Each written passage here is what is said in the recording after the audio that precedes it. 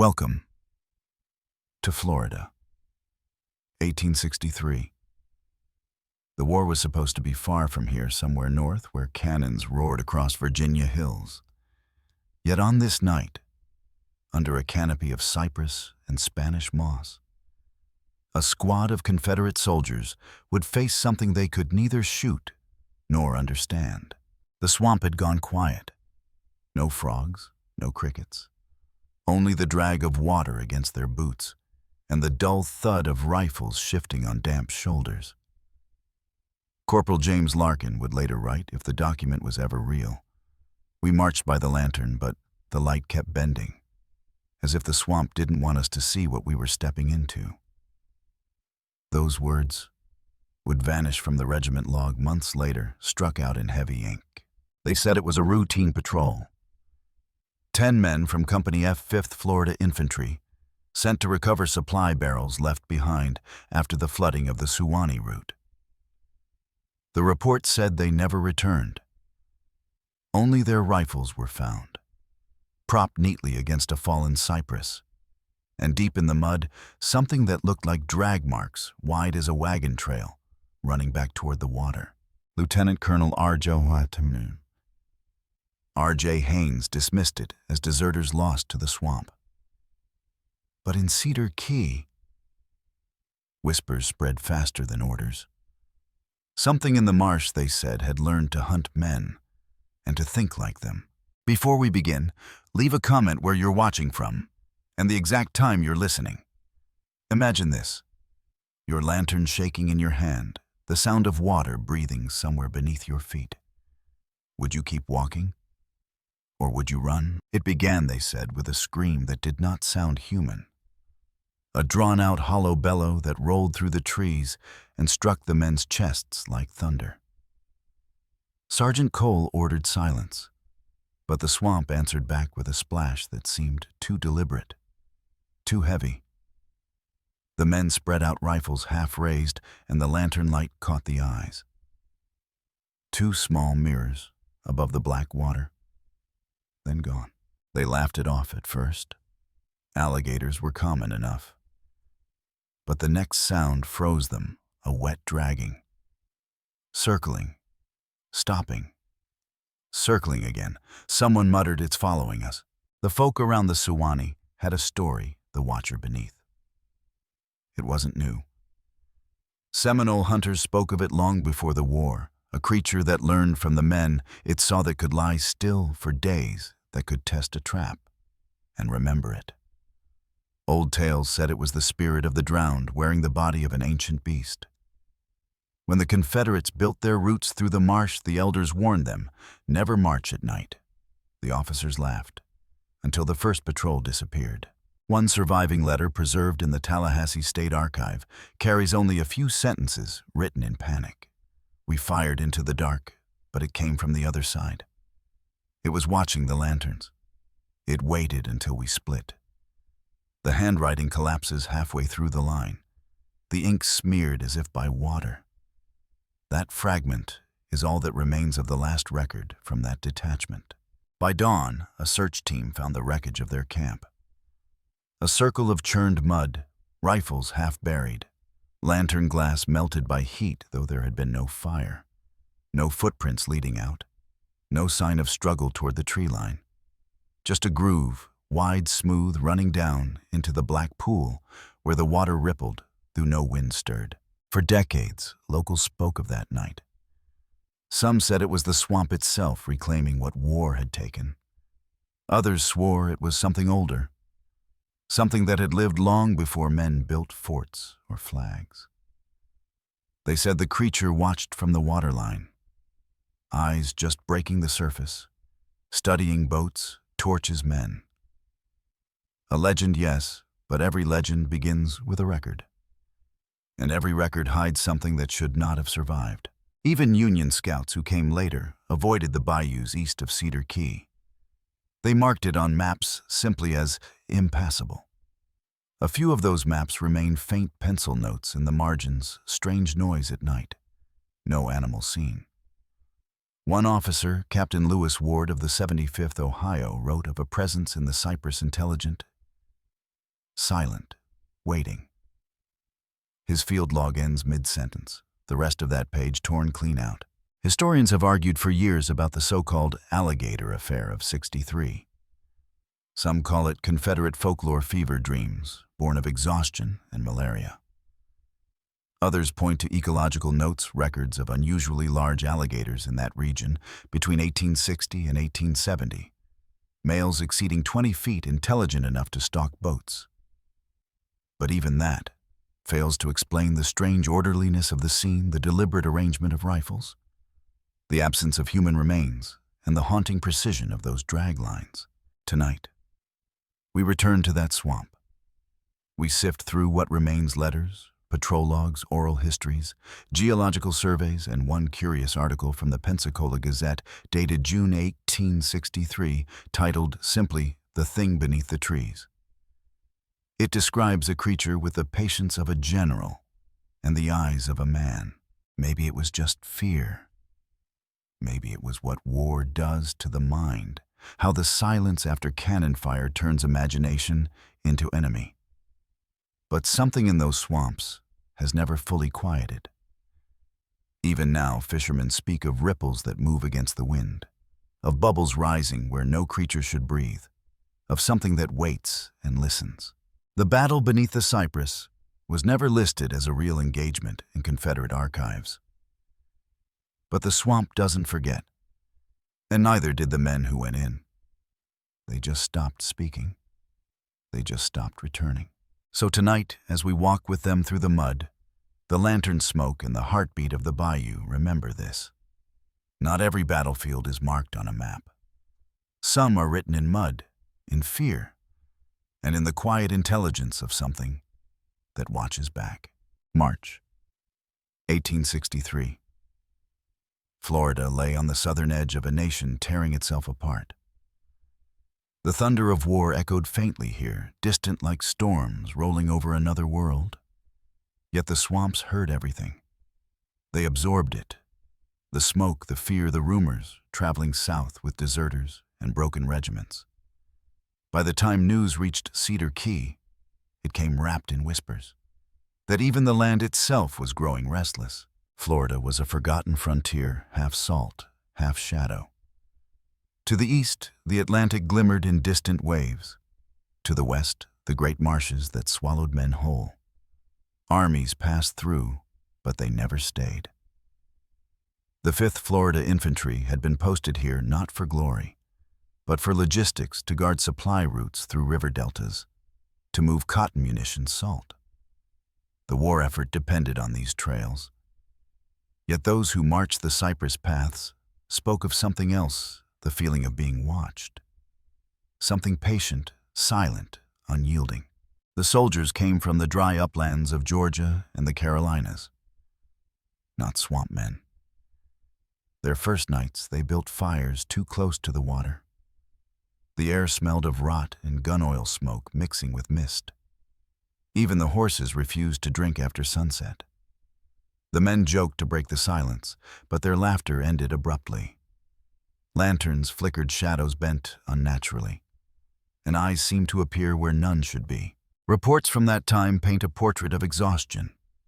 Supplies dwindled. Boots rotted within weeks. Fever spread faster than orders. Mosquitoes swarmed thick as rain. The sound of wings filled every night like static. But beyond disease and hunger, there was something more dangerous: isolation.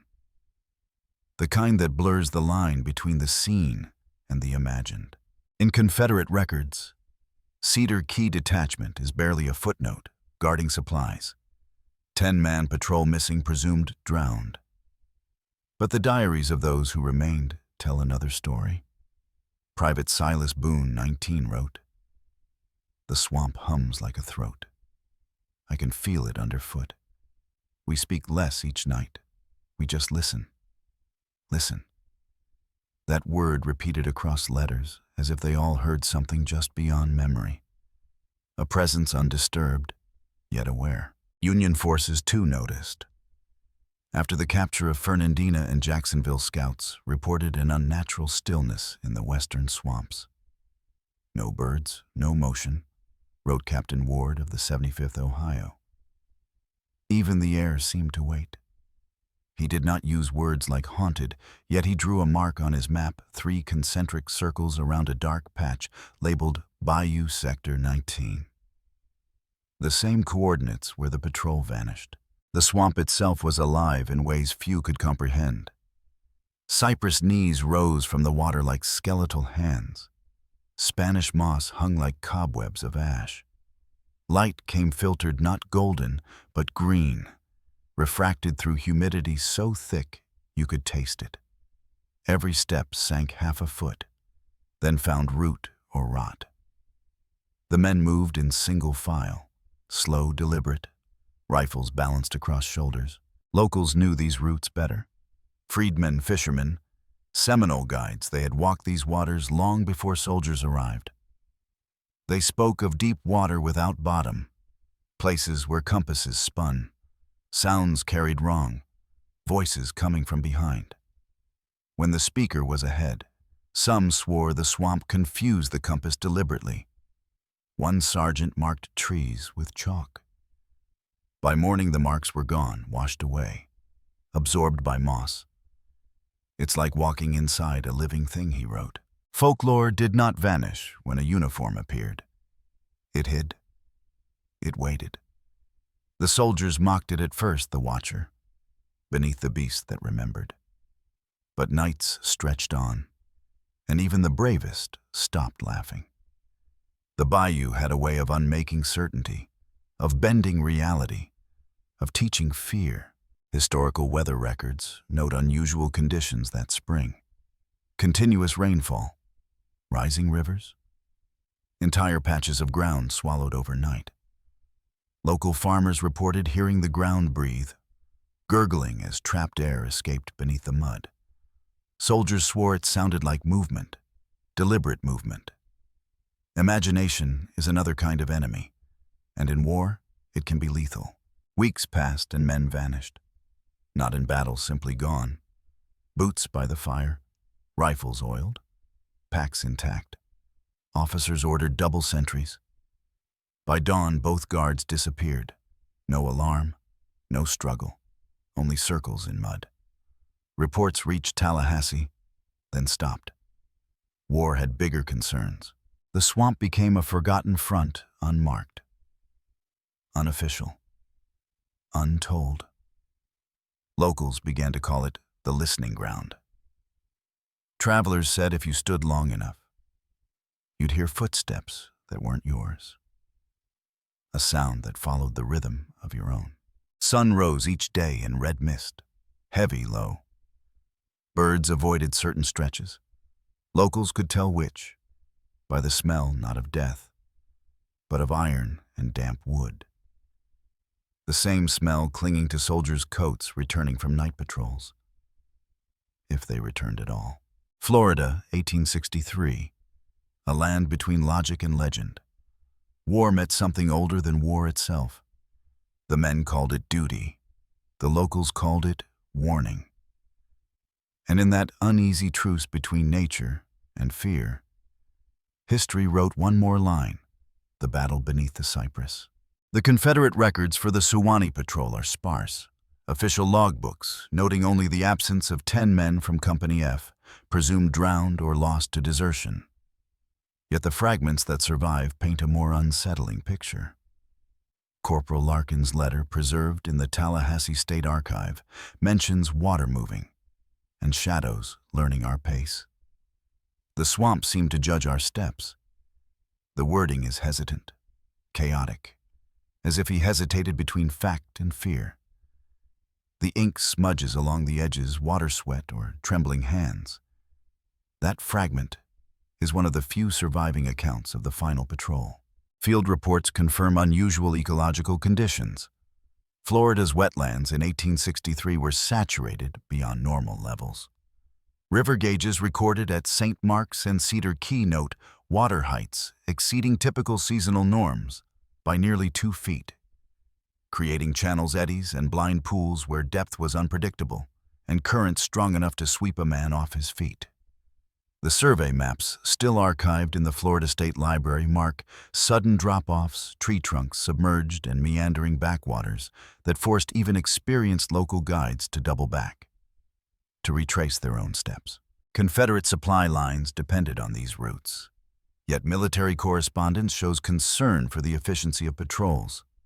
Lieutenant Colonel R.J. Haynes wrote to headquarters in Tallahassee patrols report disorientation, men exhausted, water rising faster than anticipated. Standard movement delayed. I request guidance. The response was terse. Continue operations.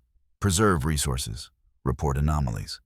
There is no record acknowledging the disappearances. Ecological records and modern research provide context. The American alligator population in northwestern Florida during the 1860s included males exceeding 20 feet, verified by hunting journals and museum specimens. Their behavior was territorial and strategic. Observations from hunters and Seminole guides note that large males would follow prey silently for hours, circling, observing, learning, and then striking with calculated precision. The combination of swamp conditions, exceptional animal size, and camouflage created a lethal environment, one that would render an unprepared patrol almost invisible to escape.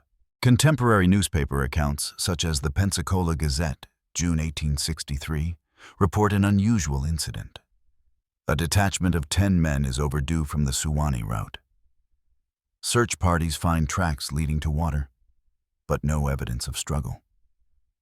Witnesses described large ripples, seemingly intelligent in pattern, as if testing the men. Scientists and historians today debate the interpretation, whether this is exaggerated folklore or accurate observation of natural predators, yet even minimal facts, corroborated with ecological and hydrological studies, support a reality that was extraordinarily dangerous. Letters recovered from local settlers describe the swamp's soundscape.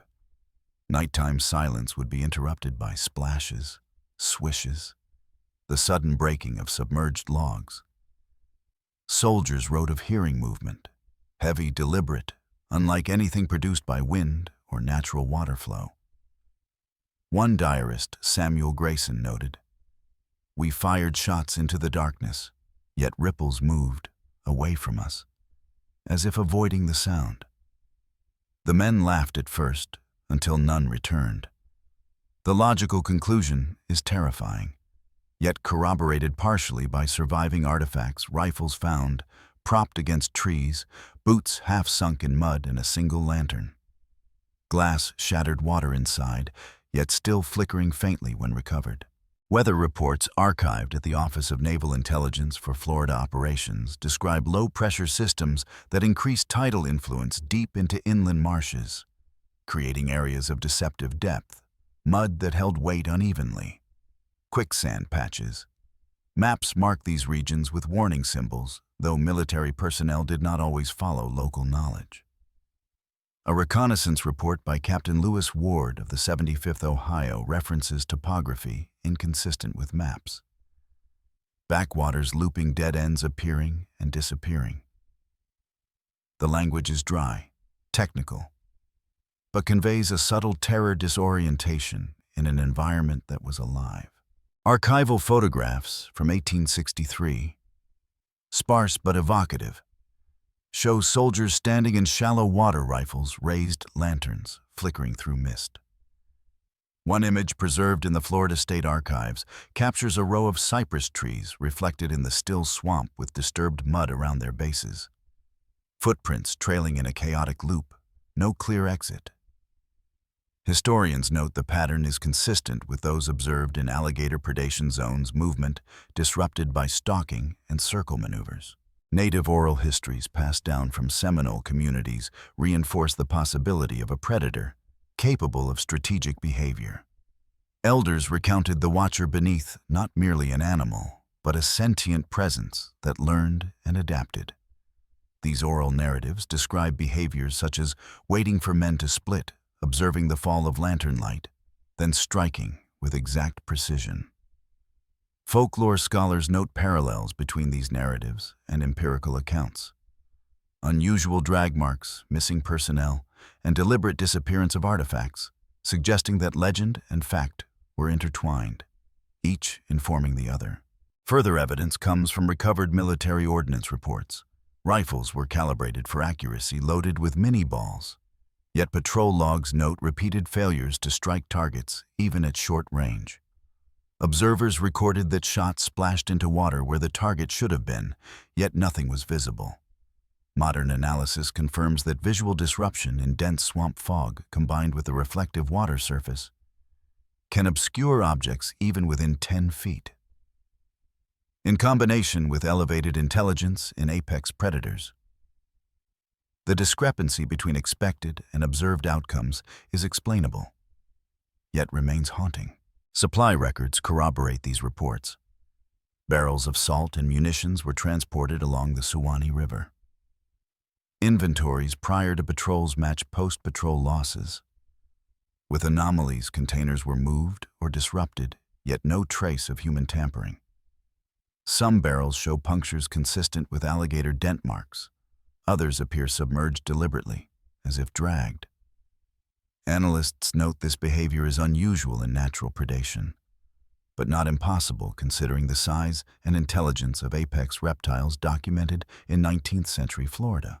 In essence, the first fact layer demonstrates the swamp environment, the extreme hydrology, oversized and behaviorally sophisticated alligators, combined with exhaustion, inexperience, and isolation of the Confederate patrol, created conditions in which disappearance, disorientation, and apparent predation were probable.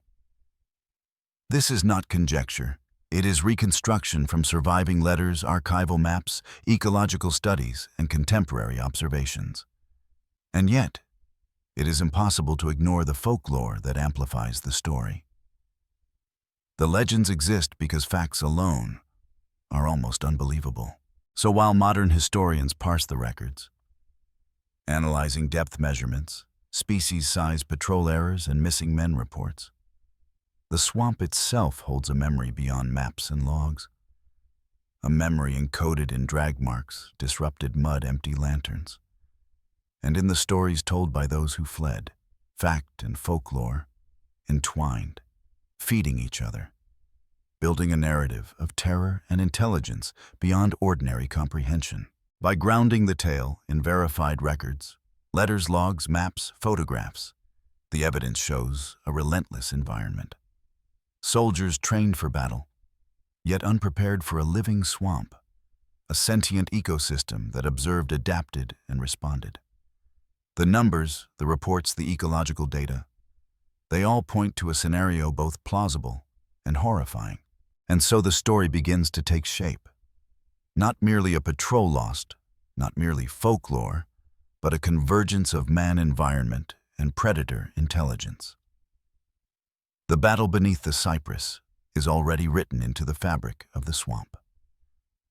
And as the soldiers pressed forward, lanterns flickering, they would soon discover how thin the line is between survival and oblivion, between fact and the memory that becomes legend. Private Silas Boone's boots sank into the swamp mud again, wet, heavy, sucking at his ankles like the earth itself had teeth. He paused, listening. The night was unnervingly still, except for the whisper of water sliding over cypress roots, the faint crack of a branch underfoot, the rhythmic drag of a nearby rifle against his shoulder. His breathing came fast, and yet he tried to steady it, counting heartbeats. 1, 2, 3. The lantern light bobbed, casting fleeting shadows across the water, catching something glinting in the distance. Eyes or reflections. He could not tell. Sergeant Cole had ordered formation tight, single file. Yet the men were tense, bodies trembling in anticipation, muscles locked against fatigue and fear. Boone's hand tightened around the rifle. He felt the moisture in the air seep through his gloves, chill crawling up his spine. Every sound amplified, every splash, every whisper of movement. His imagination filling in shapes that might be predators or something else. He dared not look left or right for too long. He feared what he might see. A sudden ripple cut through the water. Precise, deliberate. Boone froze, listening. The others paused as well, rifles raised, eyes scanning, hearts hammering. "It's out there," muttered Private Harris, barely audible. Voice breaking. "It's watching." The words were swallowed by the swamp, and in that moment Boone realized the darkness had weight. It pressed against their ears, their chests, shaping the swamp into a living presence, aware, patient. Minutes or perhaps hours passed. Boone lost track. Every time a limb broke a twig or a boot sank deeper than expected, he swore the swamp reacted, adjusting, circling, waiting. He remembered the stories whispered in town, the watcher beneath, dismissed as superstition, now creeping into his mind with each step. Could a creature learn from their patrols, anticipate their actions? The stories seemed impossible, and yet the evidence was all around him. A splash came from behind. Subtle, deliberate, not random. The men whipped around, rifles raised. Lantern light cut through the mist, catching a flash in the water, gone before it could be identified. Cole cursed under his breath, gesturing for silence, motioning for them to move slowly, silently. Boone swallowed the fear, forcing his steps forward, each one deliberate, careful, calculating the pull of mud beneath him. "Keep your eyes open," Cole hissed, voice tight, controlled, a fragile veneer over the panic he must have felt himself. Step lightly, watch the waterline. Every instruction was punctuated by silence, the kind that stretches a second into eternity, the kind that makes you hear the heartbeat in your ears, your own and someone else's, or something else's. Boone's mind replayed the reports. Alligator behavior noted by hunters, males exceeding 20 feet, capable of stalking, circling, learning. The logical mind tried to reconcile the fear with facts. Yet the swamp had its own rules. Observed carefully, the mud pattern suggested movement, deliberate, intelligent movement, the kind that could anticipate where a man might step, where a boot would sink, where the rifle might arc. The calculations of a predator, vast, silent, and patient. Suddenly the lantern wavered. A gust of wind. Or was it a ripple from beneath? Boone ducked instinctively, water splashing at his knees, wet reeds striking his face. He cursed softly. Harris whispered again. "It's there. Just there," pointing to a dark shimmer at the edge of the lantern glow. Boone could only nod. Words failed him. The fear was too precise, too structured.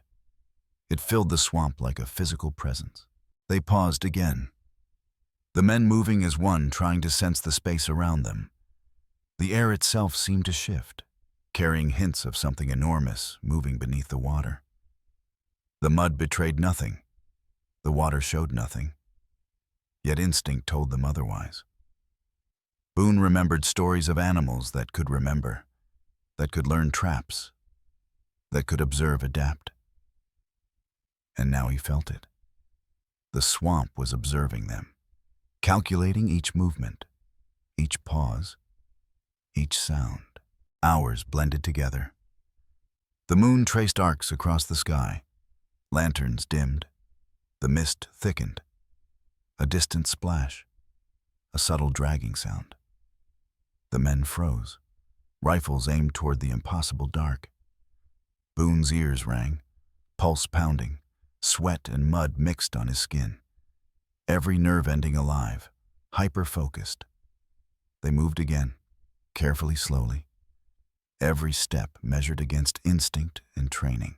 Cole crouched near a cypress root, whispering instructions. "Follow the drag marks, but don't split. Stay tight." The drag marks were irregular, yet deeper than any man could make. The lines curved unnaturally, almost too perfect. suggesting intelligence, deliberation, intent. Boone's stomach churned. The swamp had become a classroom, and they were students under scrutiny, tested at every step. A sudden roar, low, wet, and guttural, echoed across the water. A sound that seemed impossible, and yet it was real. The men flinched, rifles trembling in their hands, lantern light flickering violently, the shadow of something enormous moving just beneath the waterline. Boone froze, unable to look away, a fascination mixed with terror. The swamp had revealed itself, in pattern, in sound, in presence. Time lost all meaning.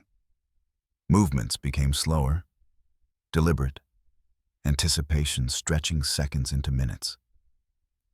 Every decision mattered: which side of a route to step on, how to balance the weight of a rifle, when to pause, when to breathe. One misstep, and the swamp, and its unseen inhabitant, could claim them all. Boone thought of home, of quiet fields far north, of warmth, of light. But those thoughts were swallowed by Cypress shadows and the relentless observation of something unseen, something calculating, something patient. Every instinct screamed to run, to flee, but the patrol could not turn back. Orders were orders, and the swamp allowed no retreat. As dawn approached, the men reached a wider channel. Boone dared a glance over the edge. Water shimmered, motionless, yet somehow alive. The drag lines were still visible, leading to a depth where sunlight never reached, where reason could not follow, only instinct, only fear, only the faint awareness of a predator thinking like a human, yet wholly alien. That morning, Boone and the remaining men emerged, if they could be called remaining. Exhausted, soaked, broken in spirit. They had survived, for now. Yet each carried the memory of eyes beneath water, the intelligence behind every ripple, a lesson the swamp had etched into their bones. The battle had not been fought with rifles alone. It had been a battle of perception, patience, and sheer primal cunning. And in that human scene, the first tangible confrontation, the narrative shifted. The swamp was not merely landscape. It was participant, strategist, judge. The soldier's fear became tangible, almost a physical weight, echoing through every step, every pause, every heartbeat. Boone would later record in fragmented letters, "I can feel it in the mud, in the water, in the air. It is thinking, watching, waiting." This was the battlefield beneath the cypress, intimate, terrifying, where man met nature at its most cunning, and where legend began its slow, inevitable rise, weaving together fact, observation, and the first whispers of folklore into a memory that would haunt the marshes of Florida for decades to come. By mid-morning, the swamp had revealed its cruel efficiency, and the evidence left behind told a story that even the most seasoned officers struggled to interpret. The first fact layer had established absence, disappearance, environmental hazard. Now we examine escalation, the intersection of man-machine and swamp, and the terrifying advantage nature had perfected long before the first musket rang out, before any man even realized the rules had changed. Confederate patrol logs. Fragments that survived the war indicate a staggering ratio of men to environment: 10 soldiers navigating hundreds of acres of waterlogged cypress, twisting tributaries, hidden sinkholes, every step a potential trap, every splash potentially observed and calculated. Lieutenant Colonel Haynes's after-action memorandum, typed months later in Tallahassee, noted discrepancies. Standard reconstructions fail to account for all variables men accounted for. Rifles intact, no bodies recovered, yet patrol cannot be located. The language is clinical, neutral, yet impossible to reconcile with human expectations. impossible to reconcile with instinct alone. For the swamp had its own logic, its own patience, its own calculation. Hydrology records cross-referenced with troop movements reveal a deadly synergy. Water levels were unusually high, tidal flow irregular for March, currents intersecting at angles that created whirlpools and back eddies, capable of sweeping a man into unseen depths, instantly, silently. Calculations of current velocity recorded by the Coastal Survey suggest movement up to 3 knots, enough to misdirect even experienced guides and slow troop response to critical threats. The swamp was no mere obstacle. It was an active agent, shaping outcomes before men even realized they were at risk. A participant in battle, invisible, relentless, intelligent in its own way. Alligator ecology added another layer of escalation.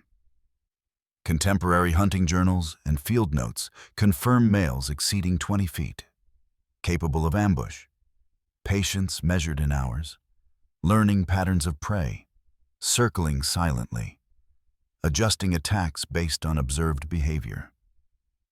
This intelligence combined with environmental advantage meant the patrol was not merely unlucky. It was systematically outmaneuvered, trapped in a landscape designed by nature to conceal, misdirect, and exploit. The swamp and predator operated as a single unit, a force multiplier unseen and unrecorded by standard military doctrine, executing strategy without a mind that men could map. Inventory and supply data corroborate this narrative. Rifles, bayonets, and packs were found arranged meticulously in certain areas, suggesting disturbance by forces too large, too deliberate to be random. One recovered lantern, half submerged, still emitted faint light, indicating manipulation of the environment with understanding beyond brute force. The precision of these interactions, the calculated arrangement of objects, implies intelligence, observation, adaptation. A predator operating with awareness. The swamp itself became an extension of that intelligence, a collaborator in escalation, outsmarting men at every turn. Tactical analysis further illustrates the disparity. Standard Confederate infantry drills assumed linear engagement, open fields, visual contact, predictable terrain. Here, terrain was nonlinear, unpredictable, and interactive. Patrol formations fragmented under environmental stress, mud-water fog, each misstep compounded risk. Each hesitation amplified danger.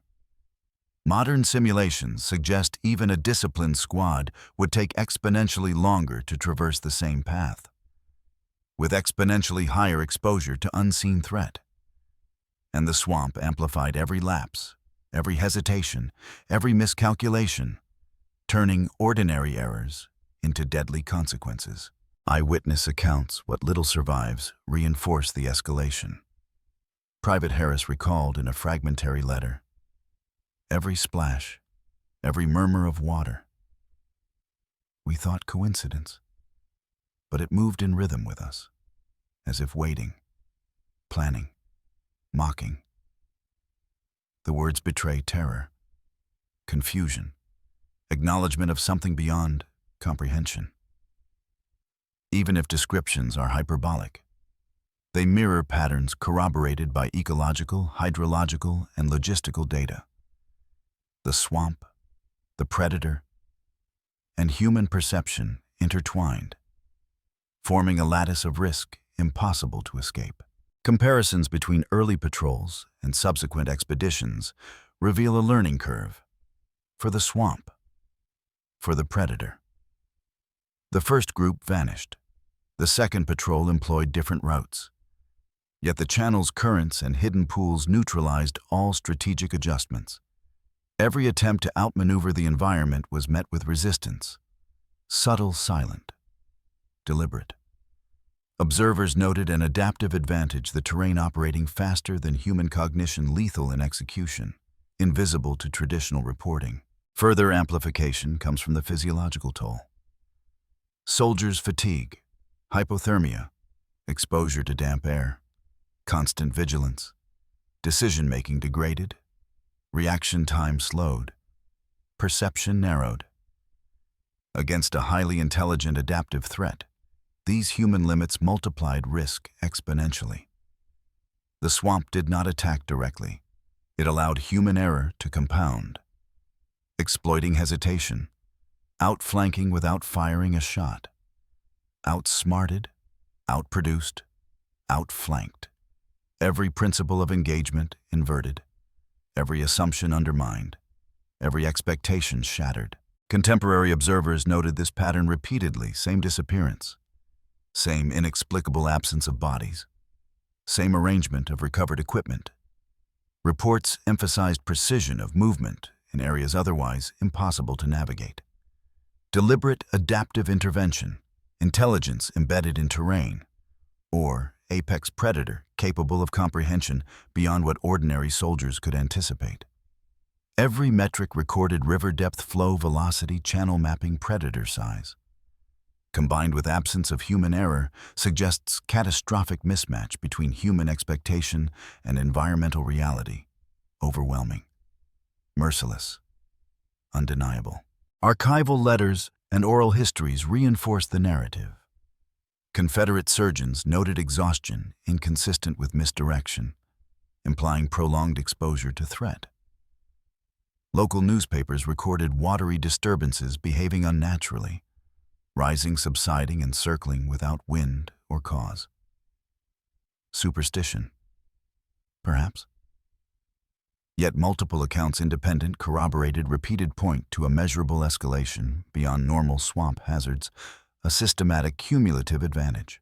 In synthesis, the second fact layer demonstrates escalation vividly: environmental conditions, predator intelligence, human error, tactical misalignment, converge to create a scenario almost impossible to survive.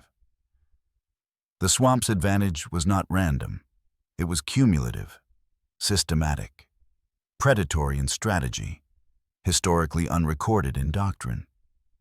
Men were outnumbered by elements both visible and invisible. Odds compounded, options reduced to instinct. And yet the swamp exploited every lapse, every hesitation, every misjudgment, every heartbeat. As dawn approached, the swamp had proven its dominion.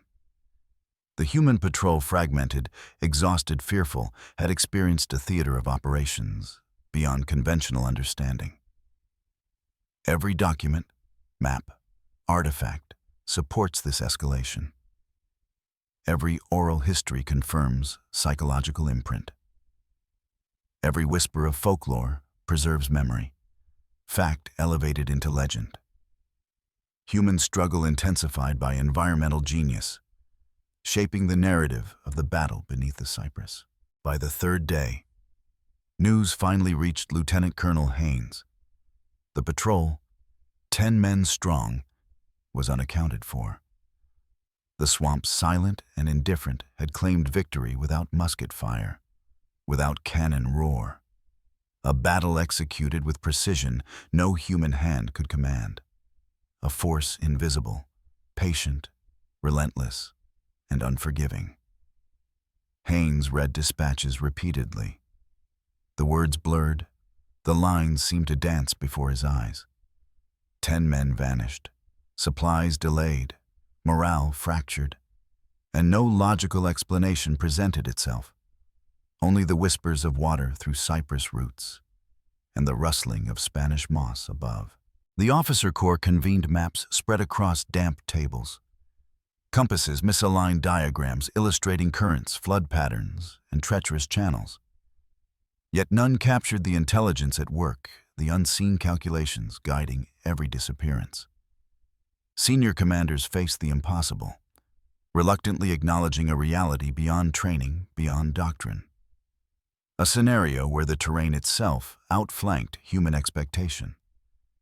Phrases such as unfathomable hazard and terrain exceeded expectation of human control appeared in official records. Words chosen to veil both fear and embarrassment. Yet their meaning was clear. The swamp had prevailed. Search teams were dispatched cautiously, methodically, Yet wariness pervaded every step. Each footprint, each churned patch of mud, every displaced reed suggested prior movement. Deliberate, intelligent, purposeful. No bodies, no struggle, only evidence of calculated removal. Artifacts arranged as if the environment had tested, observed, evaluated.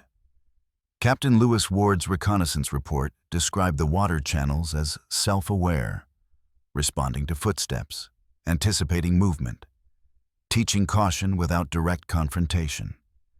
Words dismissed by skeptics, but corroborated by material evidence. Patterns repeating, signaling intelligence beyond ordinary comprehension. Local civilians, freedmen and Seminole guides, spoke in hushed tones of the watcher beneath. Eyes in water, ripples moving contrary to wind, subtle disturbances with deliberate pattern. They describe the creature not as mindless, but as an entity capable of learning, adapting, exploiting human behavior. The swamp and predator intertwined, a single operational unit, teaching lessons in patience, observation, and strategy. Lessons the Confederate soldiers could only grasp after loss. Haines attempted adjustments, patrols, reorganized formations, staggered movement schedules varied. Yet the environment adapted faster than human cognition. Logs indicate that patrols encountered identical hazards, channels leading back to original positions, subtle changes in current and water depth. Forces the patrols to circle, retrace, pause, hesitate. Every calculated adjustment met a countermeasure in terrain or predator behavior, a feedback loop of escalation, a battlefield where prediction and adaptation belonged to the swamp, not the men. Psychological strain became evident.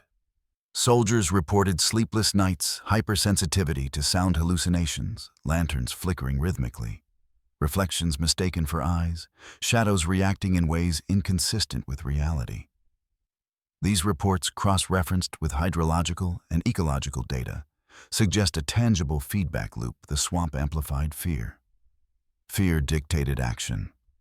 Action was exploited, outsmarted, outproduced, outflanked. Every human misstep magnified, compounded, punished by silence and observation. By late April, Haynes's memoranda became terse, technical, acknowledging loss of men and materials, avoiding speculation, yet hinting at lessons learned too late. The patrol's disappearance had strategic implications: supply delays, disruption of communications, and erosion of unit morale. Subtle, slow, cumulative, a ripple effect of operational failure. The swamp had demonstrated an unrecorded tactical advantage, intelligence embedded in environment and predator, operating independently and with lethal efficiency. Historical analysis confirmed significance. Hydrological data, alligator behavioral studies, and archival correspondence converged to depict an environment capable of neutralizing patrols without direct combat. Each missing soldier, each displaced artifact, every observation of ripple and drag mark, points to a complex interplay of natural intelligence, environmental manipulation, and human limitation. The turn, the moment of recognition, was slow, cumulative, and inescapable. The local population internalized the event as legend. Survivors, freedmen, and settlers recounted it to visitors, stories blending observation and folklore. The intelligence of a predator, the calculation of the swamp itself, and the terror of men overmatched by both. Words like watcher beneath and the swamp that thinks entered oral histories, later recorded in WPA narratives, preserving memory beyond maps, logs, or official reports. Fact merged with myth, observation with story, each reinforcing the other, the echo growing louder with each retelling. Commanders never fully reconciled the patrol's fate. The swamp had claimed authority over human calculation, establishing that mastery is not reserved solely for the armed or trained. Intelligence can reside in terrain, in environment, in apex predators, producing outcomes far beyond conventional doctrine.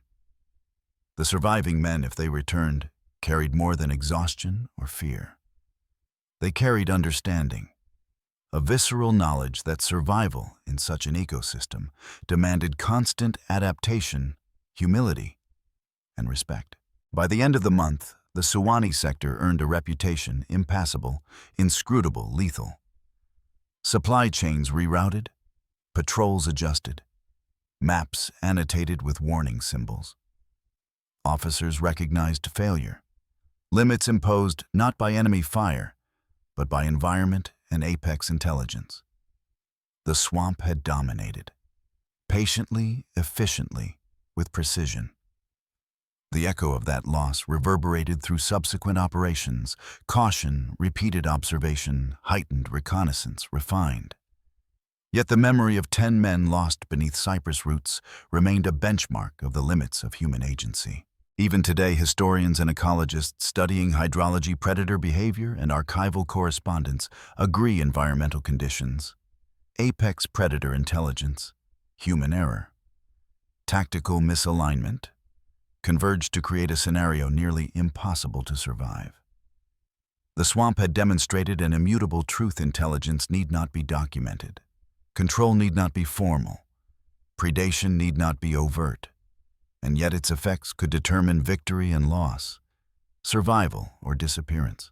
The battle beneath the cypress concluded in human memory as tragedy and instruction.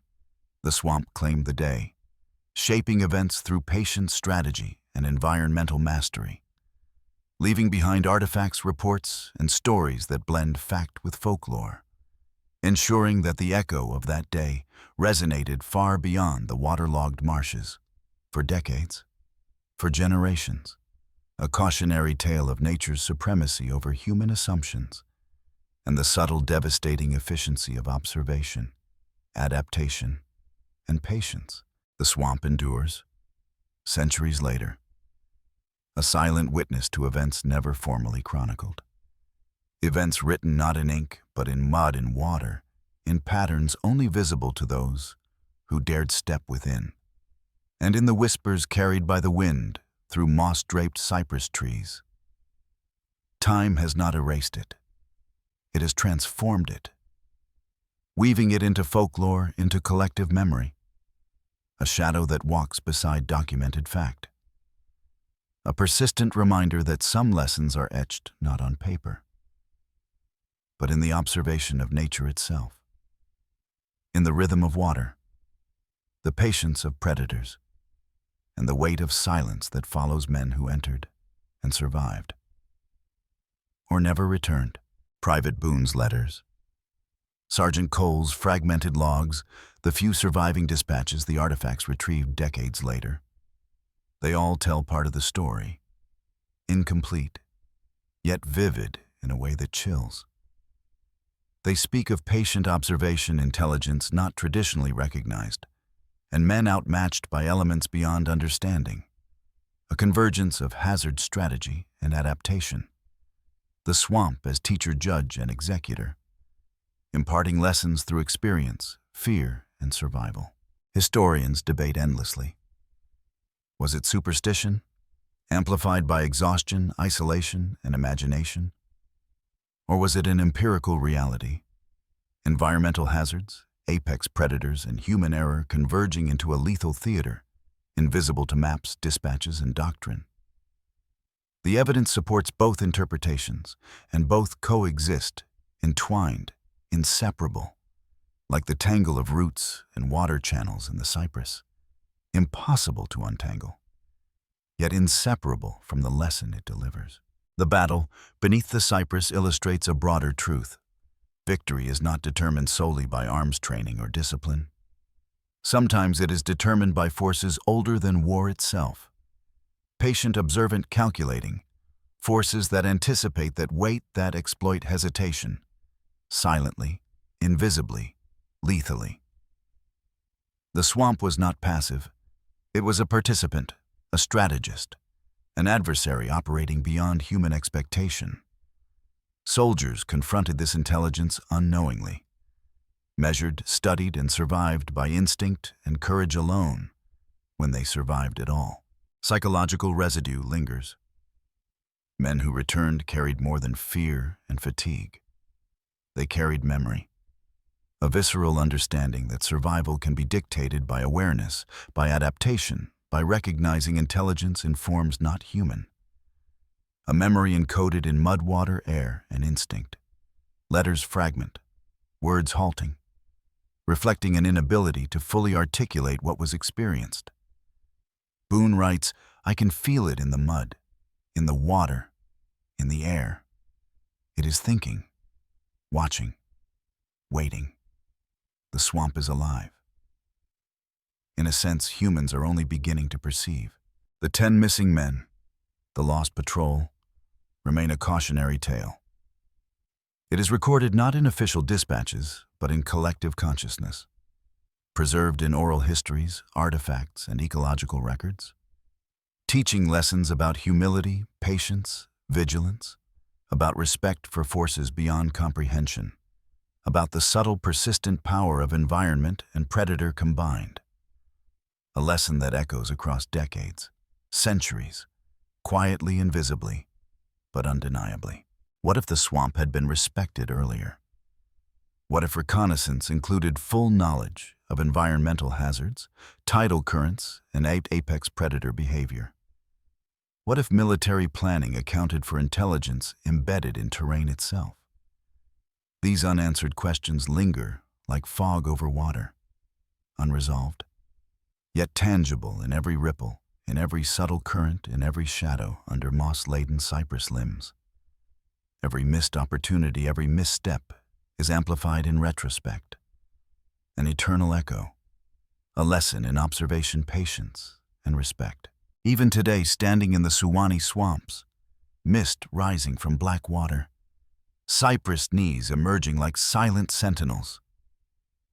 One can almost sense it, the memory of those men, the calculated patience of predator and swamp, the lessons taught by observation and adaptation.